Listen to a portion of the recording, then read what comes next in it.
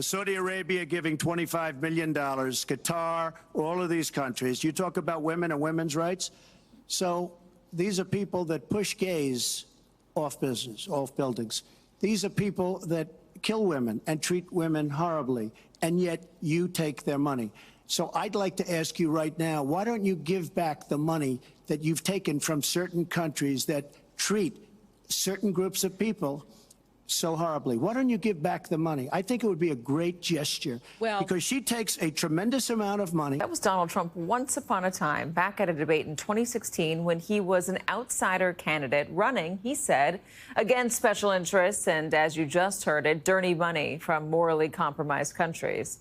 So how did Donald Trump go from demanding Hillary Clinton send back Clinton Foundation donations from QaTaR to telling Americans he would be stupid not to happily accept a $400 million super luxury jet from those same Qataris?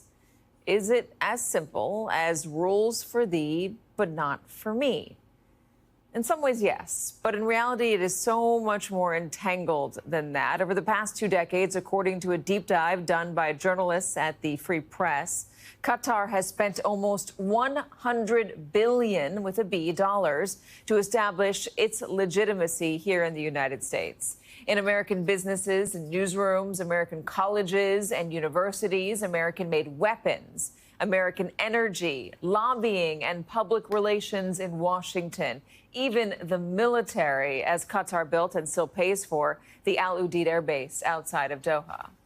And now the country could be reaching the pinnacle of its influence because, as the Free Press also puts it, in President Trump and his friends and family, QaTaR seems to have found a political leader and business partner who is unconcerned about keeping private and public interests separate. From his chief of staff, attorney general, and FBI director to his eldest sons, QaTaR's money has touched them all. So what do the Qataris want in return? And what is Donald Trump prepared to give them? The president is in Doha as we speak, his second stop of his first major international trip. Mr. President, what do you say to people who view that luxury jet as a personal gift to you? Why not leave it behind? You're ABC fake news, right? Why not? Only ABC. Well, a few of you would.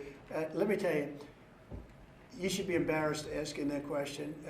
They're giving us a free jet. I could say, no, don't give us. I want to pay you $1 billion or $400 million or whatever it is. Or I could say, thank you very much.